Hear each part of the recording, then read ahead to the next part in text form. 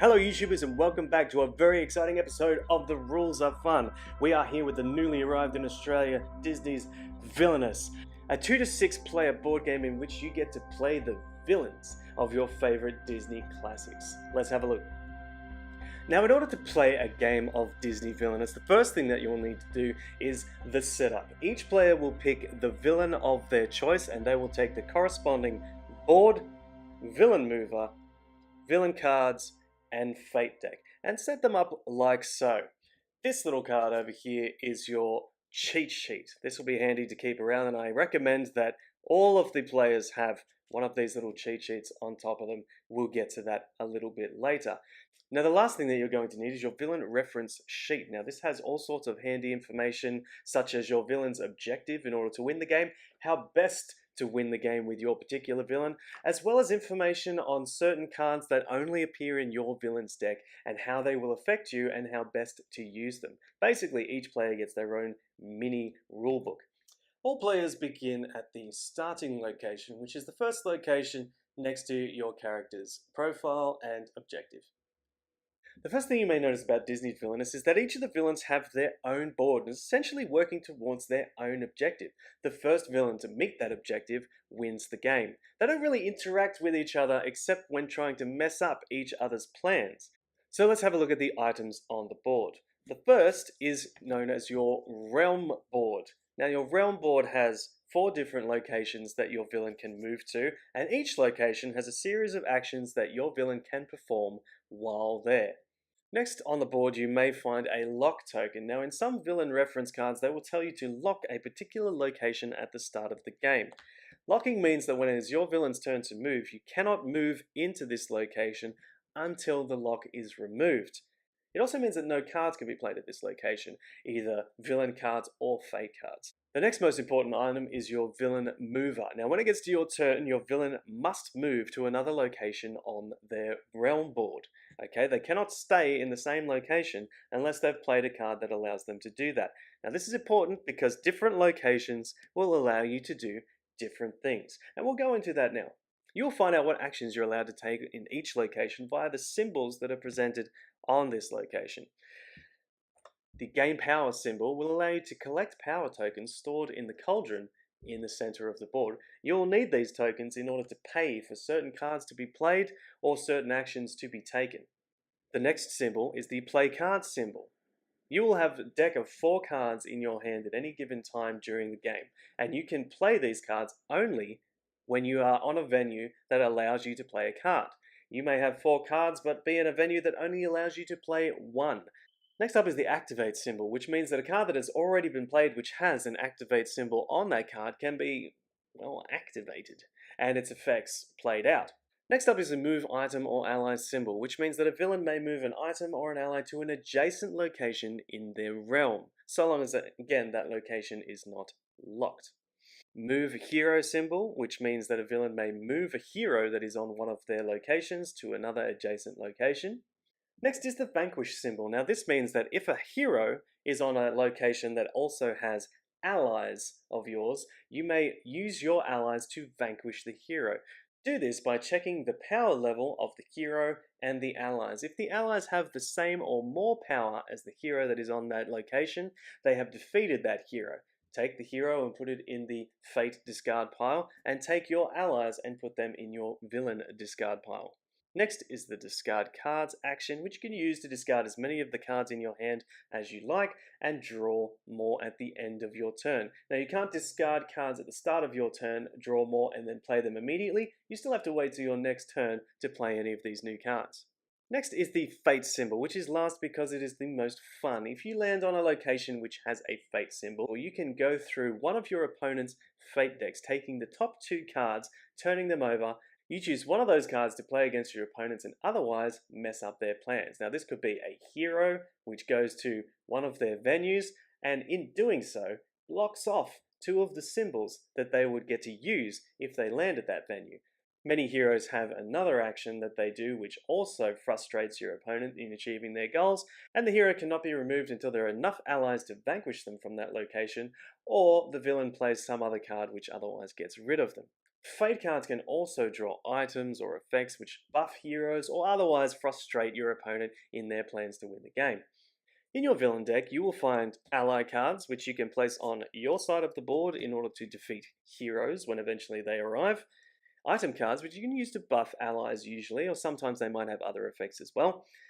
Effect cards, which are usually one-off cards which once you play go straight into your discard pile and have some sort of immediate effect that you'll want to play out.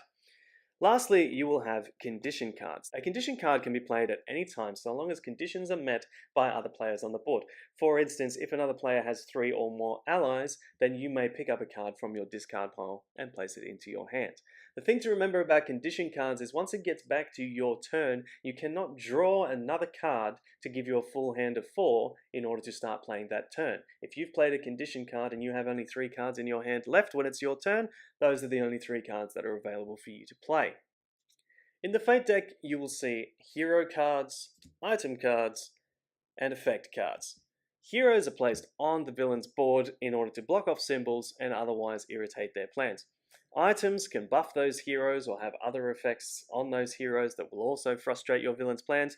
And effect cards, once again, are an immediate play card which has an immediate effect that is resolved straight away, such as discard one of these villains' allies with a strength 3 or less. Okay, they just lose the card immediately. Let's go through a quick demonstration of a turn. Now I'm playing as Jafar. I have my 4 villain cards ready to go. And if I am starting the game, the first player to start gets no power tokens to start the game. The second player starts with 1 power token. Third player and fourth player start with 2 power tokens. And if there's 5 or 6 players, players 5 and 6 start with 3 tokens respectively. Now, the first thing that I need to do is move Jafar to a location that is unlocked. I cannot move to the Cave of Wonders because it is locked, so I will go over to the Oasis. Landing there, the first thing that I could do is collect 3 power tokens. There is an activate symbol there, although I do not have any cards on the board thus far that need to be activated, so I will skip that one and go straight to the play a card symbol, which there are 2 on this particular location. The first thing that I'm going to do is play an ally to defeat a hero that might potentially show up. Now, the Sultan's Palace is an important location to Jafar winning the game, so I am going to place an ally on the Sultan's Palace. Now you can see at the top of this ally card that it costs 2 power in order to play it. So I put those 2 power back in the cauldron, and you can also see at the bottom of this card it is power level 2. So I can defeat heroes of power level 2 or less. However, as I can play 2 cards, I am going to also place a scimitar. Now I just put that on top of this particular card here, a little bit to the side so you can see the power levels together, and you can see it costs 0 power to play this card and adds +1 power to the ally that is there. That is my turn over. I take 2 more cards to go into my pile, and it goes to the next player. So let's say it is Ursula's turn now. She moves to a location where she can gain a power, she can play a card, and also she uses a fate symbol. And she uses that fate symbol on me. So let's get an idea of how this will work.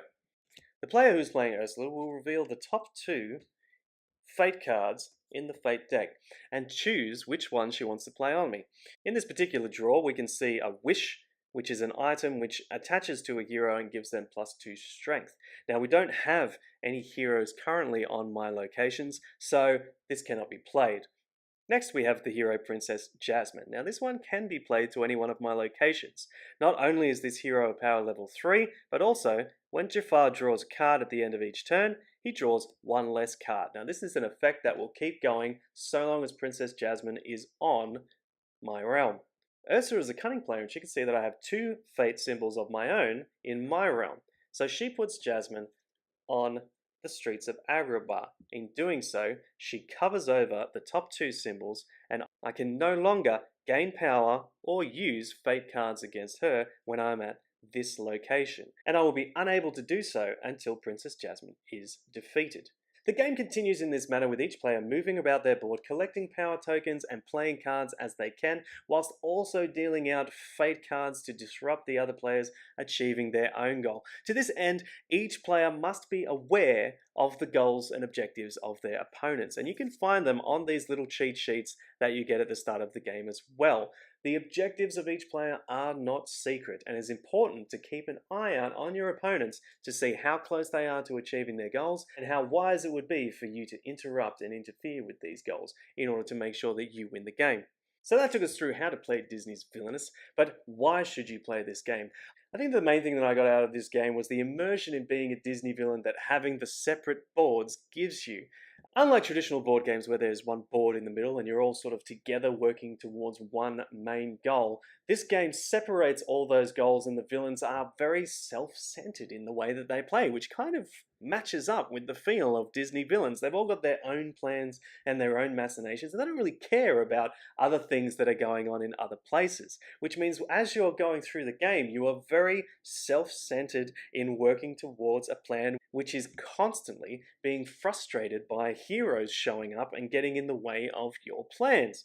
These heroes are being delivered by other villains, which makes them really stand out as mischievous and irritating rather than in other games where they just might be luckier or more skilled at something. They're really trying to annoy your plans, and you're really trying to annoy them in theirs, which has a great sort of evil feel to it as you're doing it to other players, and a really frustrating feeling to it when it's happening to you. The other thing that's great about the game is they've really got the objectives and the cards right. Prince John is interested in taxes, and his whole gameplay is around collecting power tokens as taxes, whereas Jafar will be having to get control of the lamp and the genie. So they play completely different. If you want a different experience with the game, you just change which villain you are and you play again and again. And it's one of those games where you can also find a favorite, a certain kind of gameplay that you can really get good at and master,